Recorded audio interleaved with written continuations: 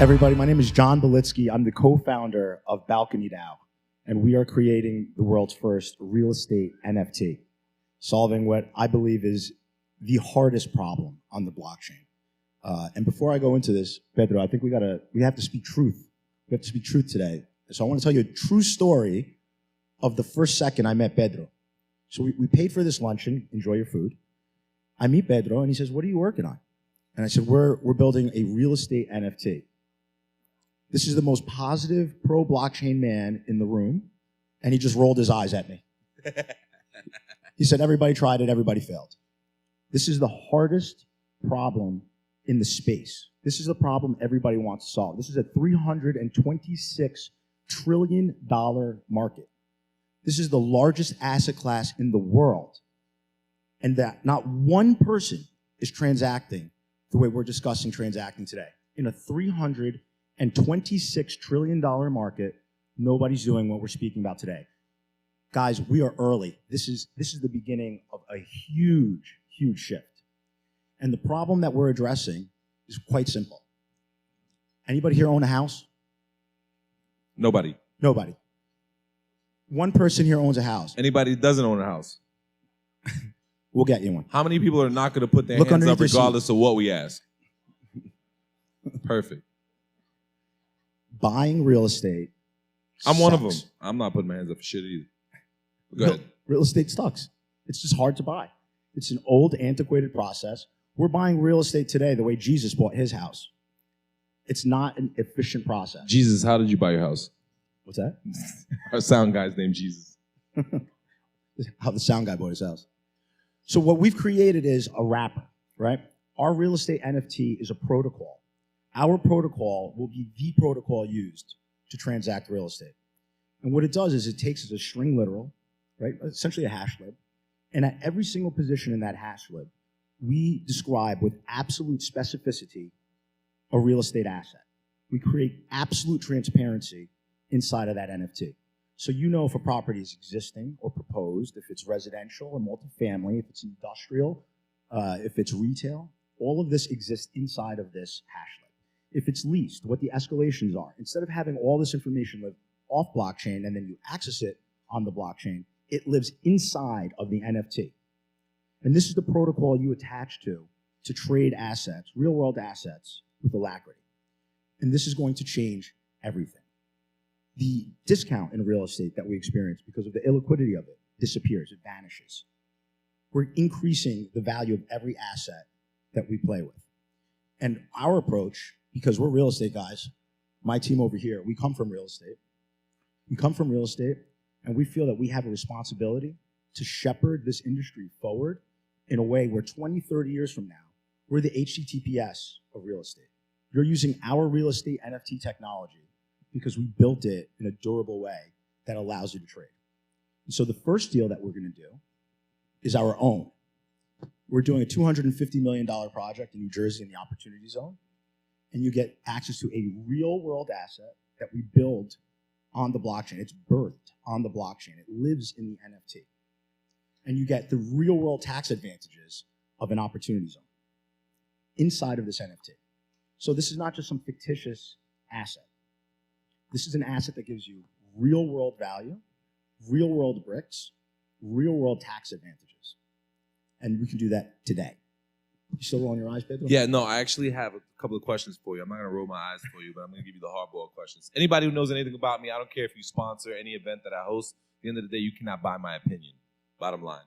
There's a reason why we have the reputation that we have, and through the organizations that I've been a part of and the ones that I spearhead, specifically Crypto Mondays here in San Juan and other markets that I've been to. One thing that people know about me is that ultimately, we stand on truth. And the truth is that what you're talking about doing has been extremely difficult, not necessarily from a technological point of view, but from a regulatory perspective. And the regulatory perspective, we talked about security tokens 2 years ago. Brock, who's not here yet, will be here shortly, told me 2 years ago, he told me security tokens are going to be bigger than everything else in crypto combined times 10. We still haven't come anywhere near that, right? And it's not because security tokens, again, cannot be created. It's because they can't be traded.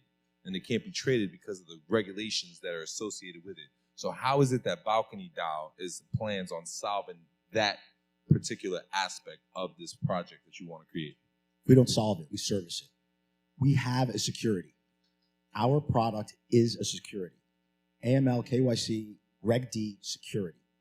We're selling an NFT as a security. If you want to access it without going through Reg D, without going through the SEC process, we have our currency, right? Our Balcony coin.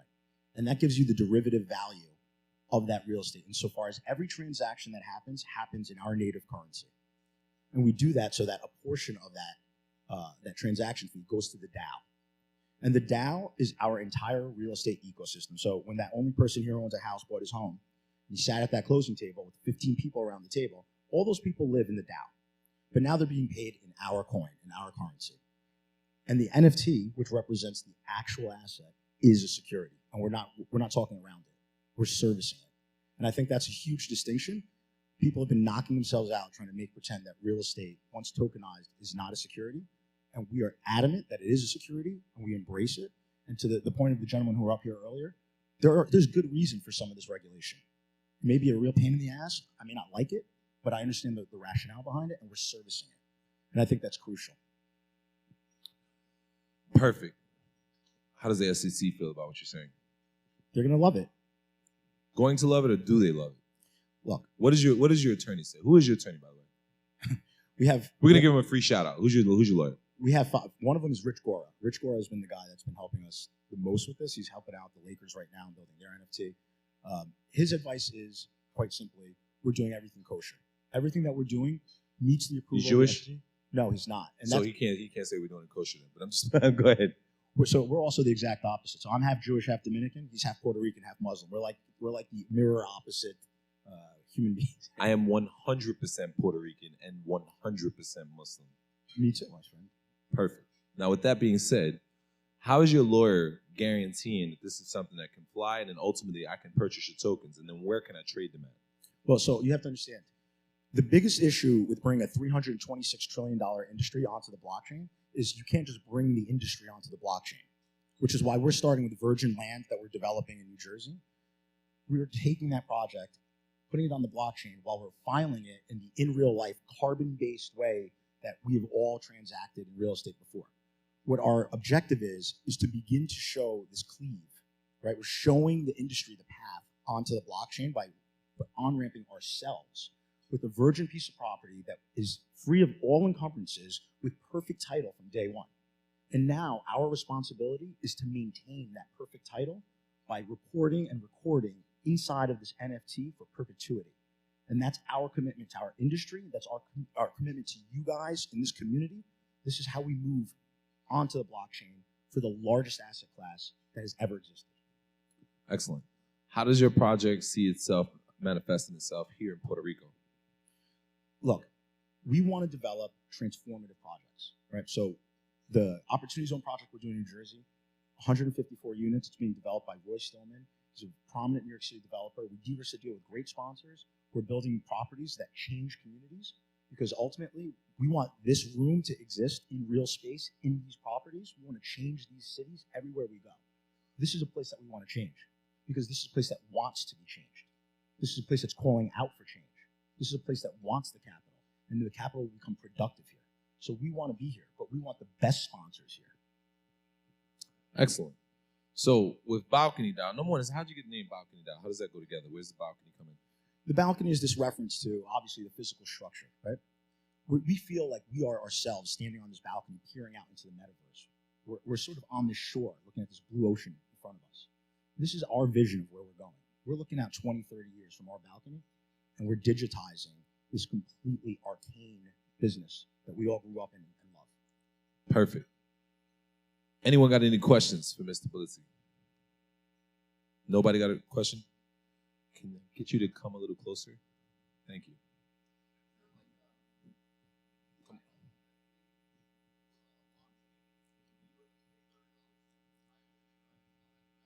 This is the question that everybody has. The question is there a title? What do we do about all the silly paper? Does it just go away? And the answer is you cannot transition from paper to digital and have the municipalities respect the value of the title that we're producing. So what we're doing instead is we're taking the title from day one, we're paying for it, but we're digitizing it, putting it on the blockchain. And what we're creating is the option for people to say, okay, from this date forth, this is the demarcation point. This thing has had clean title from this point. Every single thing that's happened, we did our job as stewards of that asset and placed all of the data on the blockchain. I have great confidence that these guys are as accurate as the title company based on this fact set. So that's our goal, right? Is to create truth. So eventually, it could be that municipalities, politicians, and all the insurance companies will just say, okay, I can look at the government-maintained paper, or I can look at this blockchain, and we eventually hope that we have trust in the newer system. Correct. Yeah. That's why we feel this responsibility. If we can do this in a way that gives people great confidence that we have prosecuted the absolute truth, then one day the municipalities will demand it. And that's how we transition. But you can't just take out a stick and beat the municipalities into doing what you want. So my question is this: since we're investing in Puerto Rico, I'm Puerto Rican, is there any way to get, like, let's say, for example, sailboat? If you get a big enough sailboat, can you just use that as your home of residence? What about other assets? Is basically what he's saying. Other than actual real estate, maybe we talk about some of the. So we would love to have our hand in all real world assets. The most complicated real world asset really is real estate, and sometimes it's difficult for people to grok.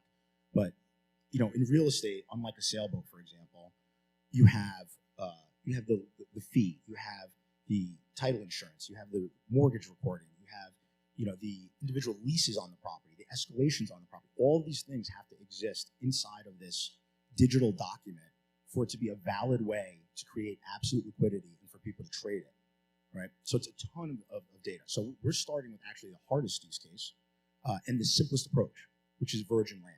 But one day, yeah, absolutely, I could see us doing sailboats, any real world assets. One more question for you, John. So if I understand you correctly, you're basically segregating the government title from now your NFT-based blockchain recognition of what the entity is. How are you going to get normal people that aren't in cryptocurrency, that aren't into this sort of technology, to buy into a building that, if I understand correctly, you're not going to be able to get a mortgage on it? We're funding the entire property at cash flow zero in cash. We're getting a 20% discount on the terminal value that we sell to the investors. And while we're building the building, we're pushing it into DeFi and we're juicing the yield. And we're looking at, for example, BlockFi is an 8% yield that we can get with BlockFi. We can go to Coinbase. One of our partners who's here today, who's been instrumental in sort of bringing this project to the fore, Tom McLaughlin at Coral Capital, is going to act as our custodian and handle the entire DeFi portion of our project to juice those yields. So the answer is, how do you get people to do things? In this room, we believe there's one great way to get people to do things. We pay them. We give you value. So the two values that you get are, one, the increased yield, but two, the asset that you end up with that now lives on the blockchain is more valuable to a similar asset that is not on the blockchain. Because you can buy the blockchain version of that same asset with greater certainty that you're getting an asset with perfect title, that you can transfer with alacrity, that you can borrow against quickly and hypothecate and move in and out of. You can have a mortgage for a day. 10 years from now, you may have a mortgage for a week. Yeah, I get and understand all of that, but it's great to talk about that in this room. It's a captive audience, and we all kind of sort of get it. We're trying to get it. That's why we're here.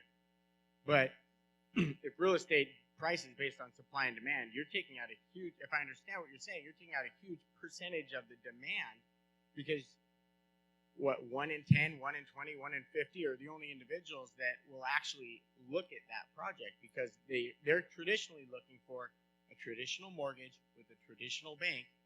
And although that's going to go away, it's going to be a period of time until that happens. So you build I'm a real estate guy, right? I build a structure and I go to sell it. Mm-hmm.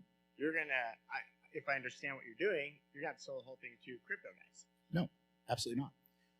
We're building it with crypto money. Okay. We're getting the yield from crypto money. Our sale process is an analog sale process like any other one that exists today. But the difference is we're taking the onus to then put that project or that transaction onto the blockchain.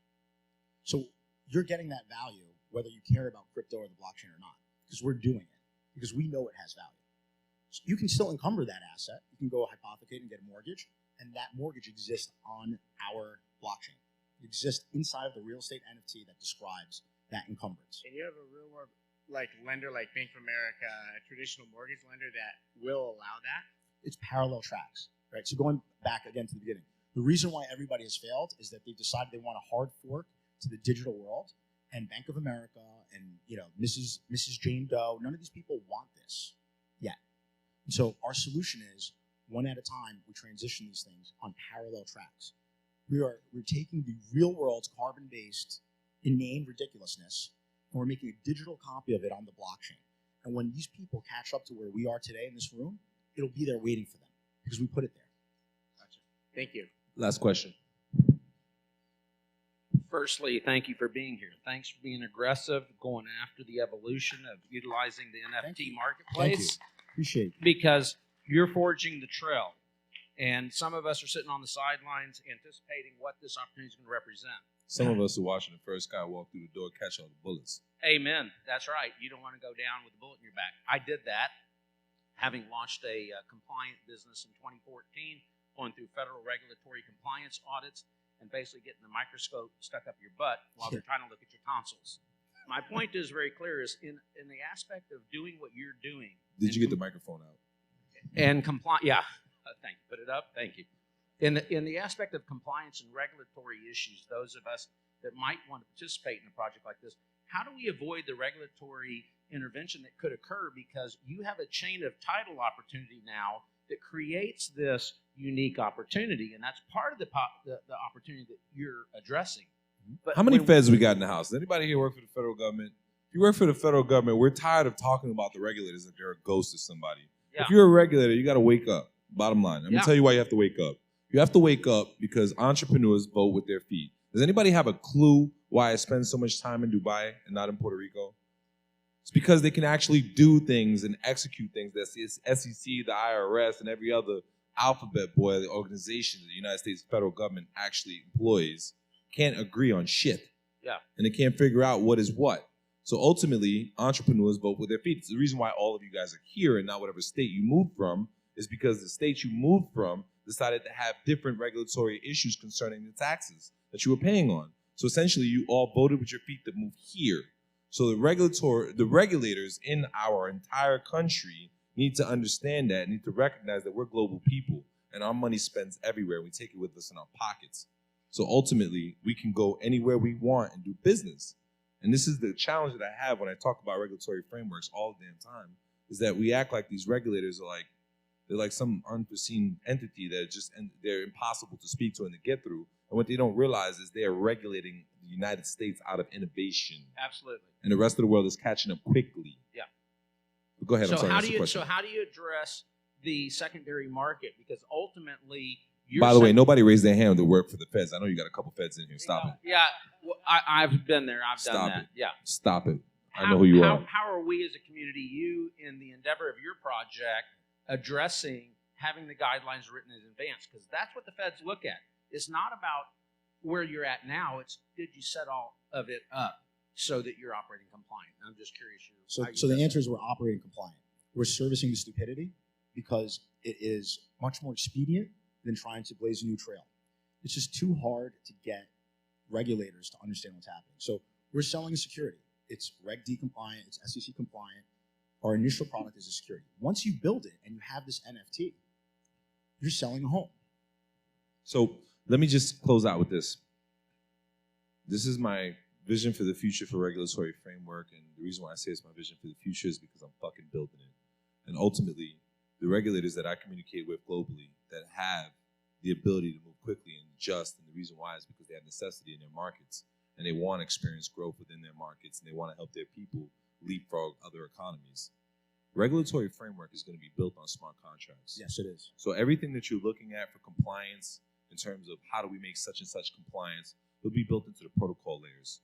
The protocol layers for each individual industry, potentially on Ethereum, as Mr. Keys back there will talk about really soon here, will will have all the regulatory framework built into the protocol layer and all the services associated with each of the spaces that apply to whatever it is you're trying to get involved in. You must meet these criteria or you won't be able to build on top of it. And it'll be automatically set in. This will speed up the process all the way around the board that we all experience when we're trying to get permits and licenses for the various businesses that we attend to. Speed up everything associated with it, and along with not only licenses and compliance, but also fees that are associated with it, and more importantly, time, right? So we all have a limited amount of time in this world, and it's invaluable because you can't get it back. But all the regulatory framework that you see is being built into protocol layers that soon as these countries evolve and they become more understanding, and also the blockchain itself, right? The technology itself has to be more mature and be more perfected, and the user experience has to increase dramatically, substantially for non-technical people to be able to use it. But as those things mature, you'll see all of those questions and all those concerns disappear because you won't be able to get involved in the industry unless you meet that criteria based on the protocol layer. I couldn't agree with you more. Let's give we gotta wrap this up, brother. Let's give our brother John Belinsky a round of applause. We'll let you get you back to the lunch. Really appreciate it.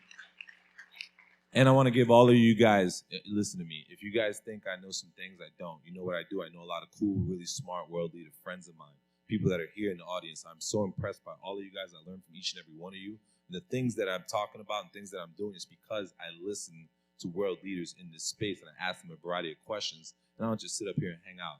I read, I research, I learn, I ask questions, I probe. And that's what I encourage all of you here to do today. You probably don't even know the people that are sitting at your table next to you. Feel free to introduce yourself. My challenge to you guys is that you meet at least 10 people today that you did not know before. Get to know them. Don't give them your business card. If someone takes your business card, 90% chance it's going to go in the garbage. If he doesn't take out your phone and give you some sort of exchange of information, chances are you didn't do a good enough job of introducing yourself and making him feel like why you're interesting enough for him to take your information. Bottom line. So do that today. Let's enjoy the rest of our lunch. Thank you so much. One last thing.